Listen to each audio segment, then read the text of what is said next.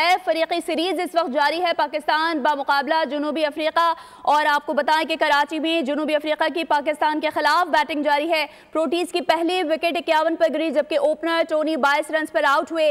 कप्तान Temba Bavuma और Brits के दरमियान 119 रन की शिराकत हुई है। फरीकी सीरीज है जनूबी अफ्रीका का पाकिस्तान को जीत के लिए 353 रन का हदफ। और आपको बताएं कि जनूबी अफ्रीका की बैटिंग जारी थी और अब खबर ये सामने आई है कि 352 रन बनाए हैं जनूबी अफ्रीका ने। मुकर्ररा 50 ओवर्स में 5 विकेटों पर 352 रन बनाए हैं। 353 रन का हदफ दिया गया है। जनूबी अफ्रीका का पाकिस्तान को जीत के लिए 353 रन का हदफ। अफ्रीकी वनडे सीरीज का ये तीसरा टाकरा है और 353 रन का हदफ दिया गया है। 352 रन बनाए गए हैं जनूबी अफ्रीका की जानिब से मुकर्ररा 50 ओवर्स में और जनूबी अफ्रीका का पाकिस्तान को जीत के लिए 353 रन का हदफ। अफ्रीकी सीरीज है पाकिस्तान बामुकाबला जनूबी अफ्रीका और अफ्रीकी वनडे सीरीज का तीसरा टाकरा इस वक्त खेला जा रहा है। सब्सक्राइब करें और बेल दबाएं ताकि कोई खबर रह न जाए।